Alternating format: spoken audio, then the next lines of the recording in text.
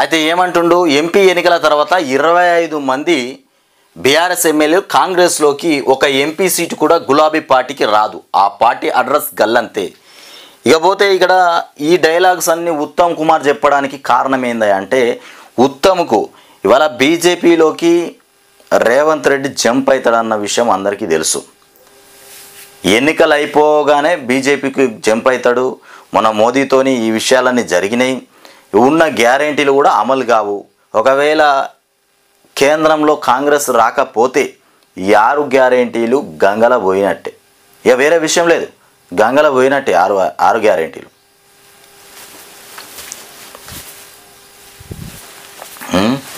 ఇకపోతే BJP manifesto Telugu ఇక వెర్షన్ను విడుదల చేస్తున్నటువంటి పార్టీ రాష్ట్ర అధ్యక్షుడు కిషన్ రెడ్డి, ఎంపీ కె లక్ష్మణ్, మోదీ హ్యాట్రిక్ పక్కా, 3వ సారి మోదీ హ్యాట్రిక్ కొట్టడం పక్కానట. ఇక జూన్లో ప్రమాణం చేసిన వెంటనే ఇక వికసిత్ భారత్ యాక్షన్ ప్లాన్ అని చెప్తున్నటువంటి కిషన్ రెడ్డి, రాబోయే 5 ఏళ్లలో 3వ అతిపెద్ద ఆర్థిక వ్యవస్థగా ఇండియా నిలవబోతుంది.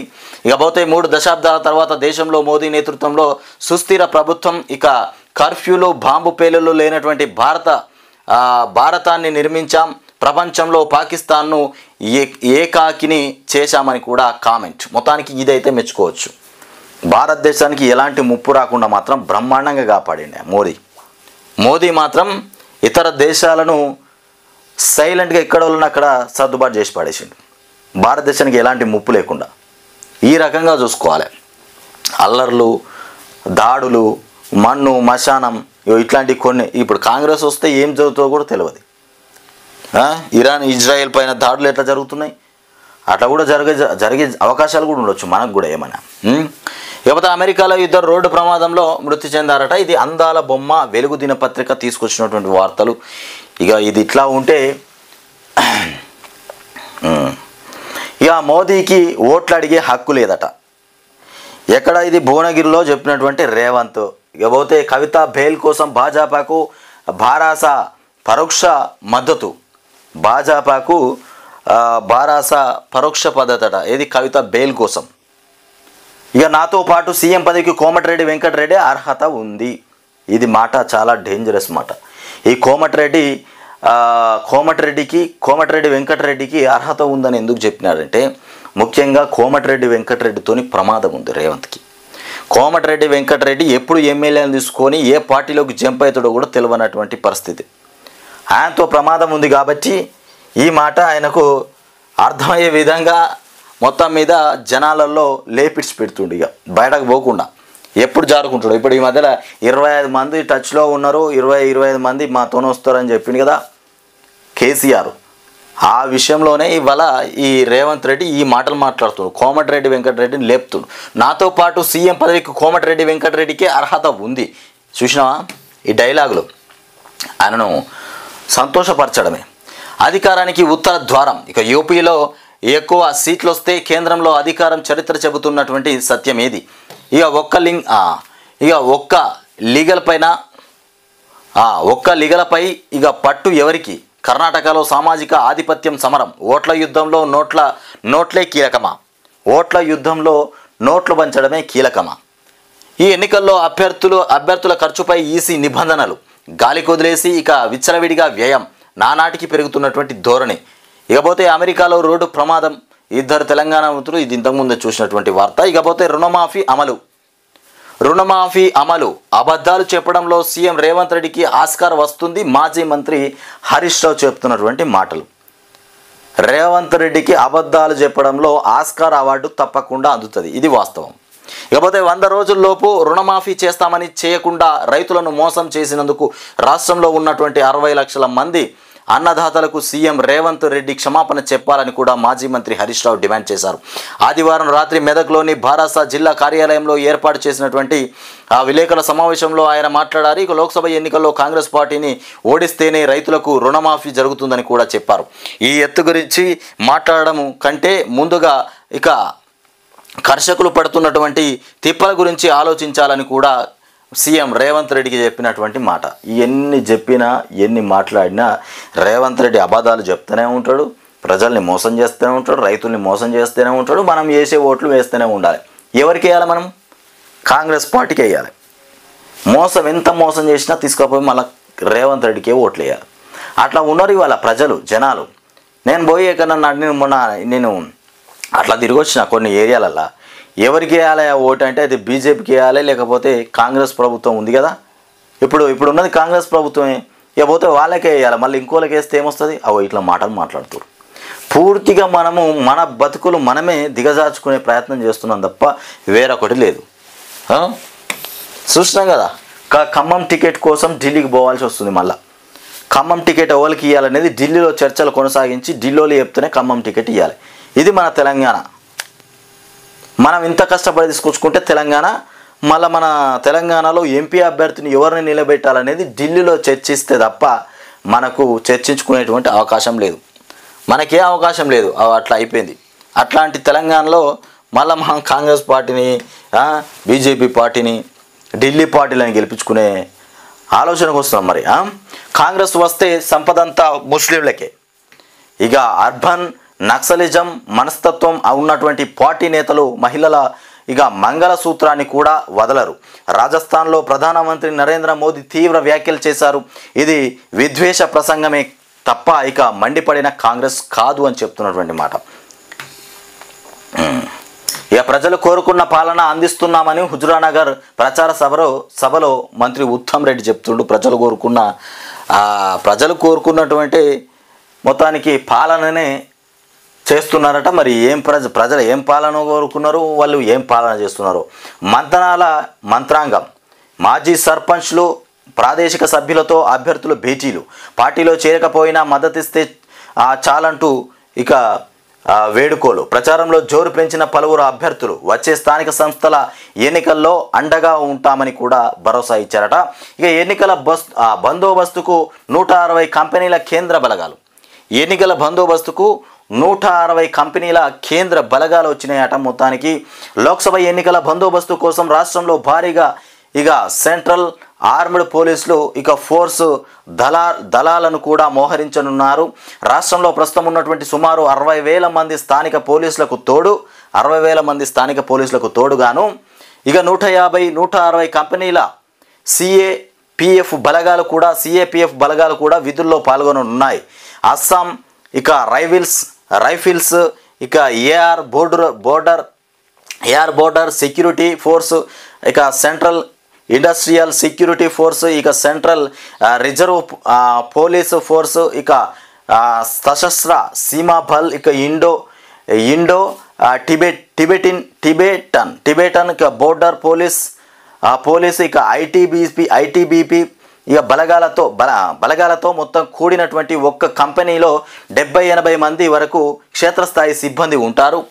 అలాంటి వాళ్ళందరూ వచ్చిరన్నమాట. ఇక కేంద్రం నుంచి సుమారు 60 కంపెనీల బలగాలు ఇప్పటికే రాష్ట్రానికి చేరుకున్నట్లు పోలీసు వర్గాలు తెలిపారు. ఇకపోతే పాదాలు నర్తించే జలపాటాలు బోధించే అంటూ ఇక్కడ వార్త చూస్తున్నాం. ఇక కడుపు కోతల యుద్ధం, ఇజ్రాయెల్ దాడుల్లో నిండు గర్భిణి మృతి. ఇక ఆ మహిళ గర్భంలోంచి పసికందును సురక్షితంగా బయటకు తీసిన వైద్యులు. ఇక రఫాలో ఒక్కరోజే 18 మంది చిన్నారులు బలి అయిపోయినారు. ఈ యుద్ధం ఇజ్రాయెల్ దాడుల్లో గర్భిణి మృతి చెందిందట. గర్భిలో ఉన్నటువంటి ఆ శిశువును బయటకు తీసి బ్రతికించారట వైద్యులు. ఇజ్రాయెల్ దాడిలో ప్రాణాలు కోల్పోయిన మహిళ గర్భం నుంచి రఫా ఆసుపత్రి వైద్యులు సురక్షితంగా బయటకు తీసినటువంటి శిశువును, ఏం దాడులు రా. నీటి మట్టం తగ్గడంతో మైదానంలా కనిపిస్తున్నటువంటి ప్రాజెక్టు వెనుక భాగం నీళ్లు లేకపోయినాక గిట్లనే కనబడుతుంది. మరి పూర్తిగా ఎండిపోయినట్టు మైదానం లెక్క కనబడుతుంది. ఇక ఆడుకోవచ్చు. ఇంకా క్రికెట్ ఆడుకోవాలంటే ఈ మైదానంలో ఆడుకోవచ్చు. ప్రాజెక్టు మైదానంలో క్రికెట్ ఆడుకునే రకంగా మారిపోయింది. ఇక 4 ఏళ్ల కష్టానికి శ్రీరామ సాగర్. ప్రస్తుతం ప్రాజెక్టులో మిగిలింది 10.668 టీఎంసీలే. అందులో 3 టీఎంసీలు మిషన్ భగీరథకు, మరో 3 టీఎంసీలు ఎండకు ఆవిరయ్యే అవకాశం ఉంది. 3 టీఎంసీలు మిషన్ భగీరథకు పంపిస్తే ఇంకో 3 టీఎంసీలు ఆయనతో ఎండకే ఆవిరైపోయేటట్టు ఉన్నదట. ఇట్లా ఉంది సాగర్ పరిస్థితి. షర్మిల ఏదో వార్త వచ్చింది, ప్రాణాలకు తెగించి పోరాడుతున్నాం, రేపు మాకు మా పిల్లలకు ఏమవుతుందో తెలియదు. ఇక సునీతకు నాకు దేవుడే రక్ష, బాబాయ్ హత్య కేసులో అవినాష్ రెడ్డి నిందితుడు. ఇక సిబిఐ చెప్పిన విషయాన్నే మేము చెబుతున్నాం. జగన్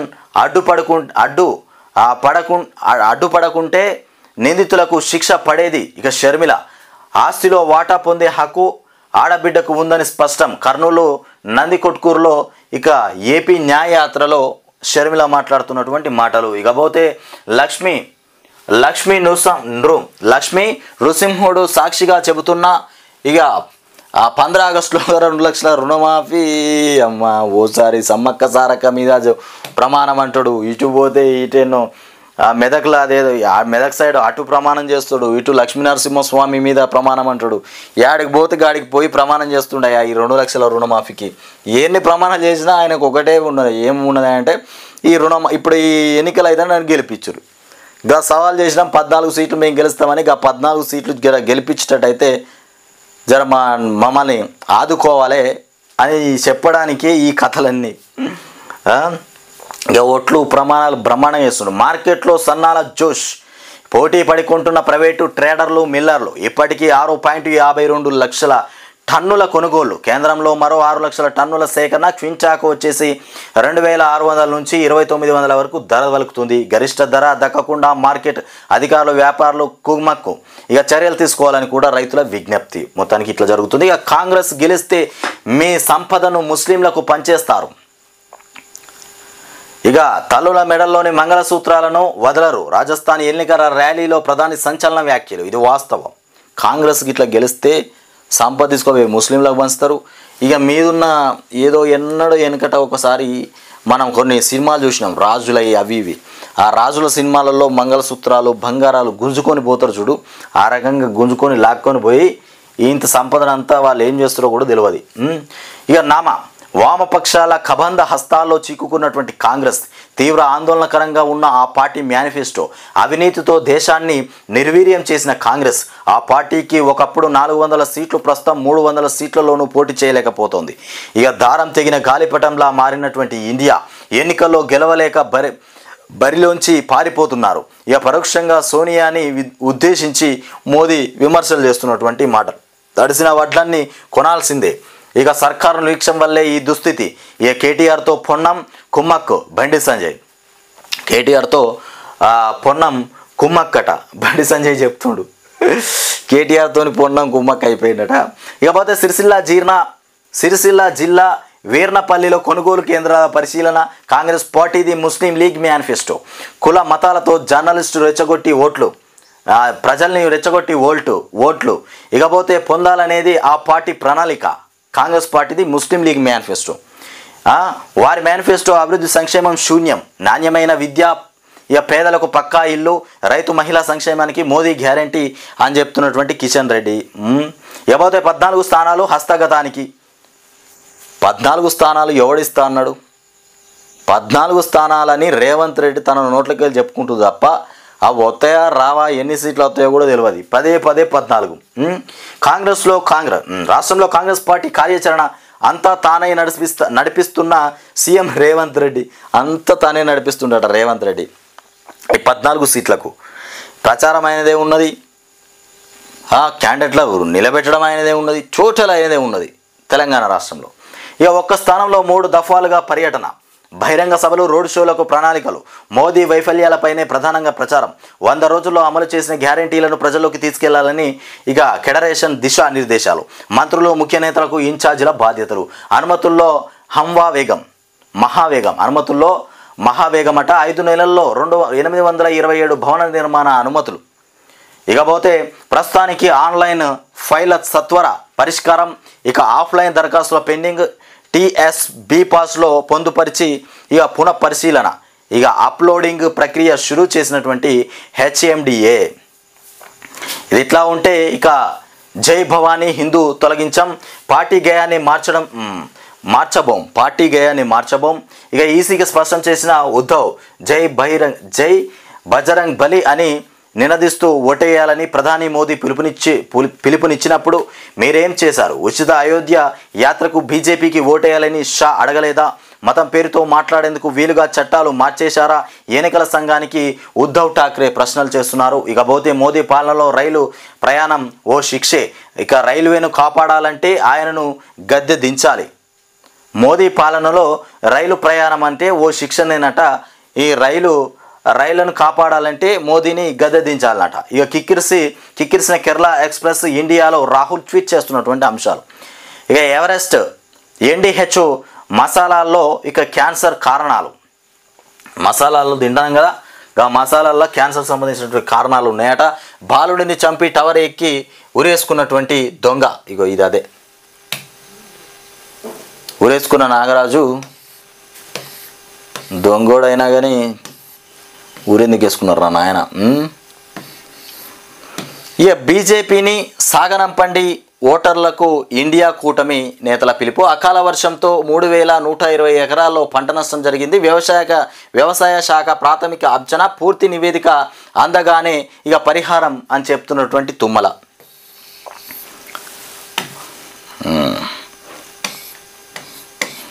ఎండిపోయినాయి చెరువులు మొత్తం పూర్తిగా. యువతి పెద్దపల్లి జిల్లా ఎల్లంపల్లి ప్రాజెక్టు నుంచి మంచిర్యాలకు తాగునీరు సరఫరా చేసేటువంటి మిషన్ భగీరథ పంప్ హౌస్ ప్రస్తుత దుస్థితి ఇది. ఇక చెట్లు ఎండి నేల బీటలు వారి ఎడారిని తలపిస్తున్న రాజన్న సిరిసిల్ల మన్వాదాలోని మధ్యమానేరు ప్రాజెక్టు. ఇక ఎండుతున్న ఎల్లంపల్లి అడుగంటిన సంపూర్ణ అన్నపూర్ణ ఎడారిలా రాజరాజేశ్వరం. ఎండుతున్న ఎల్లంపల్లి మొత్తానికి. ఇక ఇచ్చంపల్లి బ్యారేజ్ కడితే దేవాదులపైన బీజేపీ దెబ్బ. సీతారామ అగమ్య గోచరం. ఇచ్చంపల్లి బ్యారేజ్ కడితే దేవాదులపైన బీజేపీ దెబ్బ. సీతారామ అగమ్య గోచరంగా మారిపోయింది. ఇక ఉమ్మడి వరంగల్ సాగుపైన కేంద్రం కత్తి. ఇక ఇచ్చంపల్లి ప్రతిపాదనలో ప్రమాదం. ఇదే జరిగితే నామమాత్రంగా సమ్మక్క. ఇక సమ్మక్క లేకుంటే దేవాదులకు నీళ్లుండవు. ఇక ఉమ్మడి రాష్ట్రంలో 3 నెలలే పంపింగ్. కేసీఆర్ హయాంలో సమ్మక్క నిర్మాణం. ఇప్పుడు ఏడాదంతా దేవాదుల పంపింగ్. 6.21 లక్షల ఎకరాల ఆయకట్టు. ఇకపోతే దేవాదులను పూర్తిగా ఉమ్మడి వరంగల్ జిల్లాలకే కేటాయించిన కేసీఆర్. ఇది సరిగ్గా కనబడతలేదు. ఇది షేడింగ్ వస్తుంది నమస్తే తెలంగాణ న్యూస్ పేపర్లో. ఖమ్మం టికెట్ లొల్లి మళ్ళీ ఢిల్లీకి. ఇక చూసిర్రా, ఈ ఖమ్మంలో టికెట్ ఇవ్వాలంటే ఢిల్లీకి పోయి అరుచుకొని రావాలి. ఎవరికి టికెట్ ఇస్తే బాగుంటుందని అట్లా ఉంటుంది మన పరిపాలన. ఢిల్లీ పరిపాలన అంటే ఇదే. ఏ విషయం కావాలన్నా ఢిల్లీకి వెళ్ళాలి. 6 గ్యారెంటీల్లో ఏ పథకం అమలు చేయాలన్నా ఢిల్లీ నుండి వస్తేనే అమలు చేయాలి. రుణమాఫీ ఢిల్లీ వాళ్ళు చెప్పలేదు, ఇలా అమలు కాలేదు. రేవంత్ రెడ్డి ఏం చేస్తాడు? కాంగ్రెస్ అభ్యర్థిపై నాయకుల మధ్య కుదరని ఏకాభిప్రాయం. ఢిల్లీ రావాలని నేతలకు ఏఐసిసి పెద్దల నుంచి పిలుపు. ఇక రఘురాం రెడ్డికి టికెట్ ప్రతిపాదన పైన బట్టి తుమ్మల నిలదీత. కాంగ్రెస్కు ఓటేస్తే ప్రజల ఆస్తులు, భూములు, బంగారాన్ని ముస్లింలకు ఇక పంచేస్తుందని చెప్తున్నటువంటి మోదీ. మెదక్ జిల్లా రామాయంపేట మండలం ఇక తొవిగండ్ల గ్రామంలో మహిళా రైతులకు ధైర్యం చెప్తున్న మాజీ మంత్రి హరీష్ రావు. బీఆర్ఎస్ ఎమ్మెల్యేలను కాదు, ఇక రైతులను టచ్ చేయి రేవంత్. 6 గ్యారెంటీలను టచ్ చేయి. ఇక 6 గ్యారెంటీలను టచ్ చేయి. మాట తప్పడం, అబద్ధాలు ఆడటం నీ నైజాం. అబద్ధాల్లో నీకు సర్కారు ఇయ్యలే. రైతులకు నువ్వు క్షమాపణ చెప్పాలి. ఈ ఇందిరాగాంధీ మోసం చేస్తే మెదక్ను కేసీఆర్ అభివృద్ధి చేసిండు. ఇక నిన్ను మెదక్కు రప్పించిన ఘనత కూడా కేసీఆర్దే. హరీష్ రావు ధ్వజం. ఇకపోతే బీఆర్ఎస్ గెలుపు ఖాయమని స్పష్టం చేసిన మాజీ మంత్రి హరీష్. కష్టాల్లో రైతులు, ప్రచారంలో నేతలు. రైతులు కష్టాల్లో ఉన్నారు, ప్రచారంలో నేతలు ఉన్నారు. వడగండ్ల వానతో అరిగోసపడుతున్న అన్నదాతలు. ధాన్యం నీళ్ళ పాలవుతున్న ఇక కన్నెత్తి చూడని నాయకులు. పక్క రాష్ట్రాల్లో ప్రచారానికి ముఖ్యమంత్రి రేవంత్ రెడ్డి. ఎన్నికల ప్రచారంలో మంత్రులు, ఎమ్మెల్యే. ఇక తెలంగాణ రాష్ట్రంలో ధాన్యం అంతా నీళ్ళ పాలైపోయింది. మార్కెట్లో పోసిన తర్వాత వర్షానికి తడిచిపోయినటువంటి ధాన్యం. ఆ ధాన్యాన్ని చూడడానికి కాంగ్రెస్ ప్రభుత్వంలో ఉన్న మంత్రులు, ఎమ్మెల్యేలు, నాయకులు ఒక్కడు కూడా చూసింది లేదు. ఏమున్నా పక్క రాష్ట్రాలకు పోయి ప్రచారం చేసి పని పెట్టుకున్నాడు మన ముఖ్యమంత్రి రేవంత్ రెడ్డి. రాష్ట్రంలో పంటలు ఎండిపోయి పంటలు నష్టపోయి తీసుకొచ్చిన పంటలు కూడా వానలకు తడిసిపోతుంటే పక్క రాష్ట్రాలకి ప్రచారం చేస్తుండు రేవంత్ రెడ్డి. ఇప్పుడు ఇక్కడికి వచ్చినా కానీ మళ్ళీ అదే పని చేస్తాడు, ప్రచారమే. ఒక్కసారి కూడా రైతుల దగ్గర పోయి పరామర్శించి రాలే. ఒకే కాన్పులో 6 జననం. ఇక పాకిస్తాన్ మహిళ ప్రసవం అత్యంత అరుదైన ఘటన. ఒకే కాన్పులో 6గురికి జన్మనిచ్చిందంట. ఇక సరిపడా నిద్ర లేకపోతే షుగర్ ముప్పు. 6 గంటల కంటే తక్కువ నిద్రిస్తున్న వారికి రిస్క్. బ్రిటన్ పరిశోధకుల అధ్యయనంలో వెల్లడి. 6 గంటల కంటే తక్కువ నిద్రిస్తే షుగర్ వచ్చే అవకాశాలు ఉన్నాయి. కాంగ్రెస్ను ఓడిస్తే ఆ యొక్క ఆర్టీసీలో ఉచిత ప్రయాణం ఆగిపోతుంది. అది అవసరమే లేదు. ఓడిస్తే ఆర్టీసీలో ఉచిత ప్రయాణం ఆగిపోతుందని భయపెడుతున్నాం కావచ్చు, కానీ అవసరమే లేదు. ప్రజలకు, మహిళలకు అవసరమే లేదు. 65 ఏళ్ళు దాటిన ఆరోగ్య బీమా వయో పరిమితి తొలగించినటువంటి ఇక IRDAI అనారోగ్య సమస్యలున్న ఇన్సూరెన్స్ ఇక వాయిదాల్లో ప్రీమియం చెల్లించే ఛాన్స్. రేవంత్ బాబుతో హైదరాబాద్కు ప్రమాదం ఉందట. అందుకే బీఆర్ఎస్ ఎంపీలు ఉండాలి. రాజీవ్ రహదారిని ఎక్స్ప్రెస్ వే చేస్తా. బండి చెప్తున్నటువంటి లెక్కలు ఇక హాస్యాస్పదం. 10 ఏళ్లలో తెలంగాణ కోసం బీజేపీ కాంగ్రెస్ ఎంపీలు గొంతు విప్పలే. కాంగ్రెస్ పాలన అంతా వైఫల్యాలే. ఇక నమస్తే తెలంగాణలో మొత్తానికి బోయినపల్లి వినోద్ చెప్తున్నటువంటి మాటలు ఇవి. తెలంగాణ రాష్ట్రానికి సంబంధించినటువంటి